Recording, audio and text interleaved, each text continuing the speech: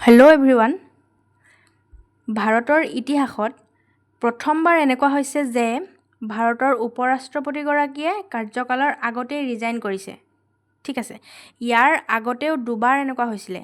মই কোৱা নাই যে এইবাৰেই প্ৰথম ভাৰতৰ উপৰাষ্ট্ৰপতিয়ে কাৰ্যকালৰ আগতে ৰিজাইন কৰিছে, মই এনেকৈ কোৱা নাই। ইয়াৰ আগতেও দুবাৰ হৈছে, ঠিক আছে, কিন্তু ইয়াৰ কাৰণবিলাক বেলেগ বেলেগ আছিল আৰু এতিয়াৰ কাৰণটো বেলেগ।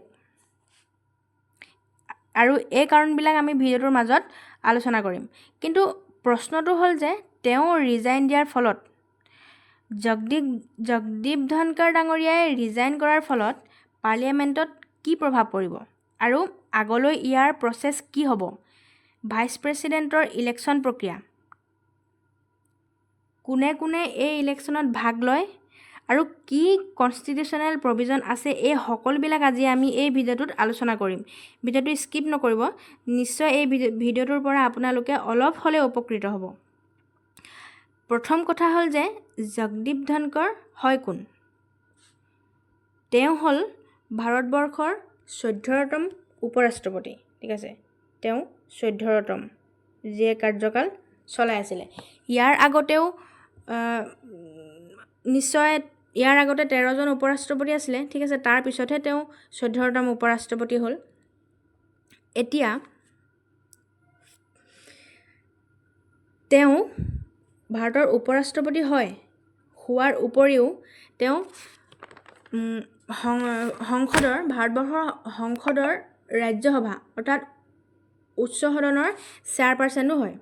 ঠিক আছে, তেখেতে 2022 চনৰ 11 আগষ্টত ভাৰতৰ উপৰাষ্ট্ৰপতি হিচাপে নিৰ্বাচিত হৈছিলে। ইয়াৰ উপৰিও তেখেতে 2019 পৰা 2022 চনলৈকে ৱেষ্ট বেংগলৰ গভৰ্ণৰ হিচাপে কাৰ্যনিৰ্বাহ কৰি আছিলে। ঠিক আছে, এতিয়া প্ৰশ্ন হ'ল তেওঁ ৰিজাইন কিয় কৰিলে? তেওঁ 21 জুলাই 2025ত ৰাষ্ট্ৰপতি দ্ৰৌপদী মুৰ্মু ডাঙৰীয়ানীক ৰেজিগনেশ্যন লেটাৰখন ছাবমিট কৰে আৰু তেওঁ লিখে যে স্বাস্থ্যজনিত কাৰণত ৰাষ্ট্ৰপতি পদৰ পৰা তেওঁ পদত্যাগ কৰিছে। তেওঁ ৰেজিগনেশ্যন লেটাৰখন ৰাষ্ট্ৰপতিকে কিয় ছাবমিট কৰিলে?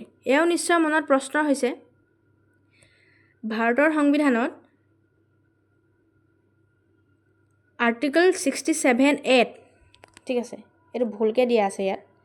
আৰ্টিকল 67 এইটো এ হ'ব লাগে, এইটো বি দিয়া আছে। ঠিক আছে, আৰ্টিকল 67(a)ত উল্লেখ কৰা আছে যে যদি ভাৰতৰ উপৰাষ্ট্ৰপতিয়ে পদত্যাগ কৰে তেনেহ'লে তেওঁ সেই পদত্যাগ পত্ৰখন ভাৰতৰ ৰাষ্ট্ৰপতিগৰাকীৰ ওচৰত ছাবমিট কৰিব লাগে। ঠিক আছে, ইয়াৰ আধাৰতে জগদীপ ধনখৰ ডাঙৰীয়াই 21 জুলাই 2025ত তেওঁৰ ৰেজিগনেশ্যন লেটাৰখন কাক ছাবমিট কৰে? ৰাষ্ট্ৰপতি দ্ৰৌপদী মুৰ্মু ডাঙৰীয়ানীক। ঠিক আছে, আমি যদি ভাৰতৰ ৰাজনীতিৰ ইতিহাস লক্ষ্য কৰোঁ তেন্তে তেওঁ প্ৰথম উপৰাষ্ট্ৰপতি যিয়ে নেকি স্বাস্থ্যজনিত কাৰণত কাৰ্যকাল আধাতেই পদত্যাগ কৰিছে। ইয়াৰ আগতেও দুবাৰ এনেকুৱা হৈছে বুলি মই কৈছিলোঁ আগতে। ইয়াৰ আগতে দুবাৰ হৈছিল যে প্ৰথমবাৰ হ'ল 1969ত।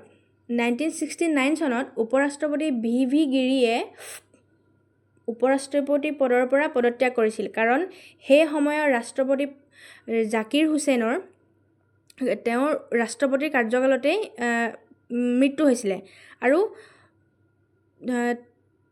VV গিৰি ডাঙৰীয়াই এইকাৰণে উপৰাষ্ট্ৰপতি পদৰ পৰা পদত্যাগ কৰিছিল যে তেওঁ প্ৰেছিডেণ্টৰ ইলেকশ্যন খেলিব পাৰে। ঠিক আছে, আৰু দ্বিতীয়বাৰ হৈছিলে কেতিয়া? 1987ত। এই সময়ৰ উপৰাষ্ট্ৰপতি আছিলে R ভেংকটৰামন, আৰু এওঁ সেই ৰাষ্ট্ৰপতি ইলেকশ্যন খেলিবৰ বাবেই পদত্যাগ কৰিছিলে। ঠিক আছে, গতিকে আমি দেখিলোঁ যে ইতিহাসত প্ৰথমবাৰ হৈছে যিয়ে স্বাস্থ্যজনিত কাৰণত ৰিজাইন কৰিব পাৰে। ঠিক আছে, ইয়াত লিখা আছে যে গ্ৰাউণ্ডছ অফ ৰেজিগনেশ্যন অপশ্যনেল। ঠিক আছে, হেল্থ ইছ্যু লিখা আছে, পাৰ্চনেল ৰিজন লিখা আছে, পলিটিকেল ডিচিজন আৰু কণ্টেষ্ট প্ৰেছিডেন্সিয়েল ইলেকশ্যন। ঠিক আছে, ইয়াৰে এই দুটা হৈ গ'ল। এটা হৈছিলে 1969ত আৰু এবাৰ হ'ল 1987ত। ঠিক আছে। কিন্তু এইবাৰ প্ৰথমবাৰ হৈছে যে এই হেল্থ ইছ্যুৰ কাৰণে উপ ৰাষ্ট্ৰপতিগৰাকীয়ে ভাৰতৰ তেওঁৰ পদৰ পৰা পদত্যাগ কৰিছে। ঠিক আছে। তাৰপিছত এতিয়া প্ৰশ্ন হ'ল যে তেওঁৰ পদত্যাগৰ ফলত উপ ৰাষ্ট্ৰপতিগৰাকীৰ পদত্যাগৰ ফলত পাৰ্লিয়ামেণ্টত কি প্ৰভাৱ পৰিব। যিহেতু আমি সকলোৱে জানো যে ভাৰতৰ সংসদৰ উচ্চ সদন অৰ্থাৎ ৰাজ্যসভাৰ চেয়াৰপাৰ্চন কোন হয়? উপ ৰাষ্ট্ৰপতিগৰাকী। ঠিক আছে। তেওঁ যিহেতু উপ ৰাষ্ট্ৰপতি পদৰ পৰা পদত্যাগ কৰিলে, এতিয়াতো এই চেয়াৰপাৰ্চনৰ পদটো খালী হৈ গ'ল, হয়নে নহয়? এতিয়া এই চেয়াৰপাৰ্চন যোনটো চেয়াৰপাৰ্চন হয়, ইয়াৰ ৰাজ্যসভাৰ কাম কাজবিলাক কোনে পৰিচালনা কৰিব? কিন্তু সংবিধানত ইয়াৰ কাৰণেও চলুচন দি থৈ দিছে যে যদি কেনেবাকৈ ভাইচ প্ৰেছিডেণ্টে ৰিজাইন কৰে, তেতিয়া ৰাজ্যসভাৰ চেয়াৰপাৰ্চন হিচাপে ডেপুটি চেয়াৰমেনে ৰাজ্যসভাৰ কাম কাজবিলাক পৰিচালনা কৰিব পাৰিব। ঠিক আছে।